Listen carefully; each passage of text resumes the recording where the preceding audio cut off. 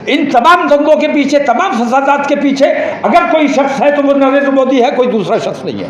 Israel का आतंकवाद कभी उन्हें नजर नहीं आया, लेकिन मजलूम ने अगर कहीं रिएक्शन दे दिया, जवाब दे दिया, तो वो आतंकवादी हो गया।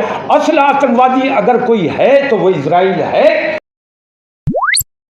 हम तो अमन की बात करने के लिए अपने तमाम लोगों को जमा कर रहे हैं।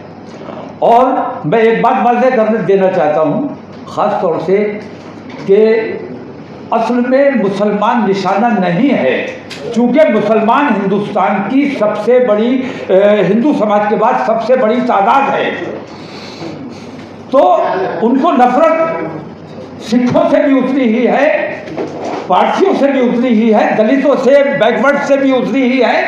ये मनुवादी लोग हैं।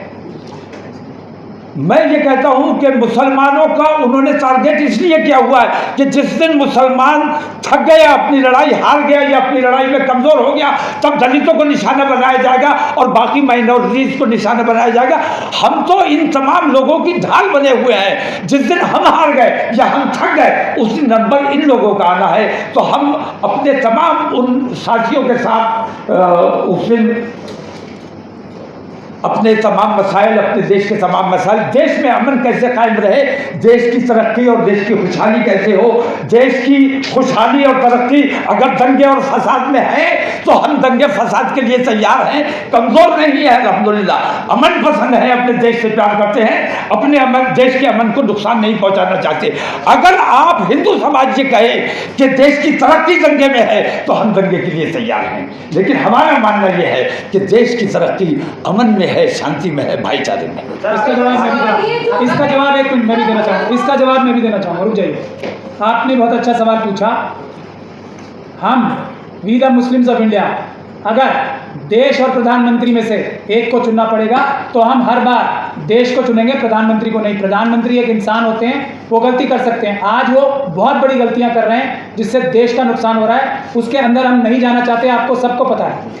और मुसलमानों को निशाना बना के पूरी इस्लामिक वर्ल्ड की जो 57 कंट्रियां हैं, देश का नुकसान करने के लिए उनसे दुश्मनी करा रहे हैं ताकि पाकिस्तान और चाइना को फ़ायदा पहुंच सके। इसलिए तो हमें देश और मोदी जी में से कभी भी चुनना पड़ेगा, किसी भी प्रधानमंत्री के बीच में से, तो हम हमेशा देश का हित चुनेंगे। ये मुसलमानों का ओपन क्लियर स्टैंड है। नहीं, हमारा ये प्रोग्राम कतई गैर सियासी है, इसे समाजी कह सकते हैं, मुल्की कह सकते हैं। मुल्क के अमन व अमान की बात करनी है, सियासत की इसमें किसी किस्म की गुफ्तगू नहीं की जाएगी, न कोई सियासी फैसला किया जाएगा। सियासत की बात चुनाव के वक्त होगी, अभी चुनाव में थोड़ा समय है। अभी हम ये चाहते हैं कि चुनावों से पहले वो जो नफ़रतें इतनी बढ़ी हुई है, उन नफ़रतों को किसी सूरत से कम करने का काम किया जाए ताकि अच्छी सरकार आने वाले वक्त में चुनी जा सके।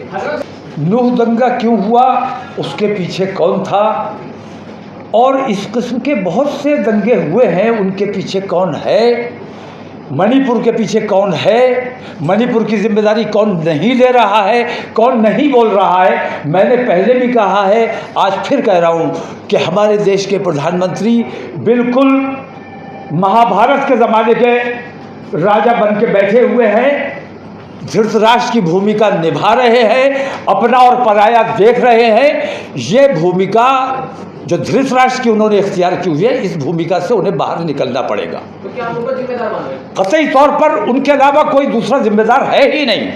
इन तमाम दंगों के पीछे, तमाम फसादात के पीछे अगर कोई शख्स है तो वो नरेंद्र मोदी है, कोई दूसरा शख्स नहीं है। सर देखिए, एक मिनट, इसका जवाब मैं भी दूंगा। दो कॉन्ट्राडिक्टरी बातें माइनॉरिटी कमीशन की रिपोर्ट के बारे में मैंने अभी आपसे सुना। बाहर के लोगों ने किया और ऑर्गेनाइज नहीं था। इसी में आपको पता लग रहा है ना कि ये माइनॉरिटी कमीशन भी सीबीआई की तरह केस्ड पैरेट है, इंसाफ की बात नहीं करी। बाहर के लोग थे तो वो ऑर्गेनाइज ही थे ना, और बाहर के लोग कौन गए थे? बजरंग दल के कार्यकर्ता। सर एक सवाल है मेरा कि आप प्रधानमंत्री मणिपुर का जिक्र कर रहे थे। प्रधानमंत्री मणिपुर पर बहुत दिनों के बाद जिक्र करते हैं, लेकिन जब फलस्तीन इजराइल का मामला आता है तो 24 घंटे के अंदर बयान आ जाता है। आप क्या समझते हैं इस टाइम को लेकर, फलस्तीन और इजराइल? नहीं, देखिए, सीधी बात है कि जालिम हमेशा जालिम के साथ खड़ा होगा, मजलूम के साथ कभी खड़ा नहीं होगा। और हर वो काम जिससे मुसलमानों की दिल आज़ारी हो सकती है, नरेंद्र मोदी अपना फ़र्ज़ जानते हैं वो काम करने के लिए। उन्हें एहसास था कि हम इजराइल के साथ अगर खड़े होंगे, इजराइल का आतंकवाद कभी उन्हें नज़र नहीं आया, लेकिन मजलूम ने अगर कहीं रिएक्शन दे दिया, जवाब दे दिया, तो वो आतंकवादी हो गया। असल आतंकवादी अगर कोई है तो वो इजराइल है, और असल में जो मजलूम है वो फ़िलिस्तीनी अवाम, छोटे छोटे बच्चों को, औरतों को गड्ढे में डालकर, टायर जलाकर उन जिंदा जलाने का काम किया गया है। ये आतंकवाद न नरेंद्र मोदी को नजर आया, न उनके तमाम ग्रुप को नजर आया। ये तमाम के तमाम जालिम हैं, और जालिम का साथ हमेशा जालिम देता है। सर, आपने कहा ये प्रोग्राम नॉन पॉलिटिकल है, लेकिन जो मुस्लिम पॉलिटिकल लोग हैं वो आपका प्लेटफॉर्म साझा करना चाहते हैं, मुस्लिम रहनुमा अगर हैं वो आपका प्लेटफॉर्म साझा करना चाहते हैं, उनके लिए ओपन इन्विटेशन है या उनके लिए भी पाबंदी? नहीं, पाबंदी किसी के लिए नहीं है। मैंने कहा कि तमाम बिरादरियों से, तमाम मसलकों से और तमाम पार्टियों से ऊपर उठकर कलमे की बुनियाद पर, कलमे के शामियाने के नीचे जमा होना है। अगर अपने आप को अमन पसंद और सच्चा देश प्रेमी समझकर आना चाहे तो किसी भी पार्टी का हो, उसका स्वागत है। लेकिन हमारे मंच पर किसी किस्म की सियासी गुफ्तगू नहीं की जाएगी, किसी पार्टी की हिमायत या मुखालफत नहीं की जाएगी।